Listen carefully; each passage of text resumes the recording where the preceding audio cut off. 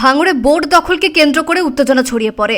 বোদ্রা পঞ্চায়েতের 28 জন সদস্য ছিলেন। রাজ্যে পালা বদলের পর 21 জন পঞ্চায়েত সদস্য যোগ দেন আইএসএফে। এরপরই অনাস্থা এনে বোর্ড দখলের দাবি তোলেন আইএসএফ নেতারা। তাদের মিছিল এগোতে থাকলেই বিজেপি কর্মীদের সঙ্গে সংঘর্ষ শুরু হয়। ভাঙচুর করা হয় বাইক। দুপক্ষের মধ্যে সংঘর্ষের পরিস্থিতি তৈরি হয়। বিজেপির অভিযোগ তাদের কর্মীদের মারধর করা হয়েছে। না, আমাদের বিরুদ্ধে কোনো বোমাবাজির কোনো অভিযোগ নেই। সবাই যে যার মতো কাজেই ছিল। কেউ বাজার করছিল, কেউ আমাদের এখানে যেরকম ছেলেপুলে বসে থাকে সেরকম ছিল। ওরা পঞ্চায়েত দখল করবে বলে প্রথমে বোম মারতে মারতে বাজার থেকে ঢোকে, এসে এই পারে বটতলা থেকে কিছু জমায়েত এখানে হয়, এসে বোমাবাজি করে পাড়ার মধ্যে ঢুকে যায়। ঢুকে গিয়ে মহিলাদের উপরে অকথ্য অত্যাচার, ইট পাটকেল ছোড়া, বোমাবাজি, বন্দুক বের করে আমসে গুলিবাজি সব কিছু করেছে আইএসএফের ছেলে নওশাদ সিদ্দিকীর নেতৃত্বে এবং আরাবুলের নেতৃত্বে।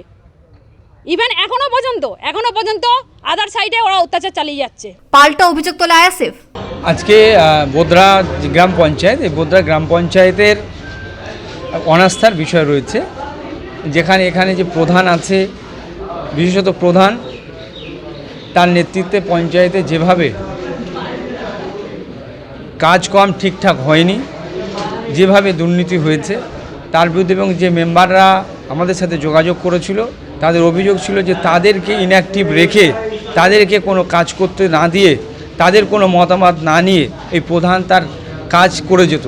এমনকি অভিযোগ আসছে যারা সিগনেচার পর্যন্ত তাদের করতে দিত না এইসব মেম্বারদের। তো তারা যখন এই পালা বদলের পর যে পরিস্থিতি হয়েছে, তারা যখন একভাবে একসাথে নিয়ে প্রধানের বিরুদ্ধে কাজ করতে চাচ্ছে, এরই পরিপ্রেক্ষিতে প্রধানের বিরুদ্ধে অনাস্থা হয়েছে। সেই অনাস্থা, আজকে অনাস্থার ডেট ছিল এখানে পঞ্চায়েতে, ভিডিওর মাধ্যম থেকে অফিসাররাও তারা আছেন। কিন্তু এই পরিস্থিতিতে তারা আইএসএফের সাথে যোগাযোগ করেছে, যোগাযোগ করে এটা হচ্ছে। এর মাধ্যমে এখানে যখন তারা এসে পৌঁছায়, রাজ্যে পালা বদলের পর এই প্রথম ভাঙড়ে পঞ্চায়েত হাতছাড়া হতে চলেছে তৃণমূল কংগ্রেসের। ঘটনাস্থলে যায় পুলিশ ও কেন্দ্রীয় বাহিনী। পরিস্থিতি সামাল দেয় তারা। ব্যুরো রিপোর্ট, পূবের কলম ডিজিটাল।